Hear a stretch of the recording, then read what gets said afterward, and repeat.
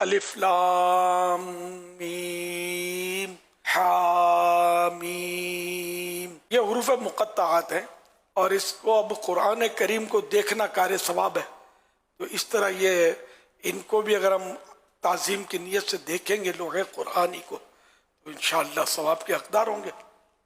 اور ان کو اگر کوئی رکھتا ہے تعظیم کے ساتھ، اب ظاہر ہے کہ اس کو ٹچ کرنا بے وضو یہ تو جائز نہیں رہے گا. نہیں، آیت قرآنی، یہ قرآن کی آیتیں ہیں، یہ قرآن کریم کے حصے ہیں، یہ اس لیے ان کو بے وضو ٹچ نہ کیا جائے، با وضو اس کو ٹچ کرے. رکھنا اور کار ثواب ہے، اس کو دیکھنا، چومنا جبکہ وضو ہو. تعظیم کی نیت سے چومیں گے تب بھی ثواب ملے گا.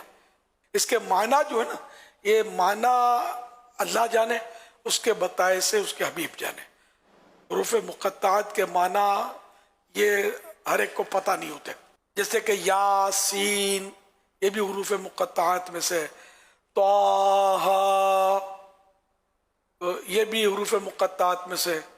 تو ہمارے یہاں نام رکھتے ہیں لوگ یاسین، طٰہٰ. تو اعلیٰ حضرت رحمۃ اللہ علیہ نے فرمایا کہ جیسے یاسین، اب یاسین یہ سرکار صلی اللہ علیہ وسلم کو خطاب کیا گیا، اس سے پکارا اللہ پاک نے یاسین. اب اس کے معنی تو پتہ نہیں کہ ہیں کیا. تو عین ممکن ہے کہ اس کے معنی سرکار کے لیے مخصوص ہو اور کسی کے لیے نہ ہو.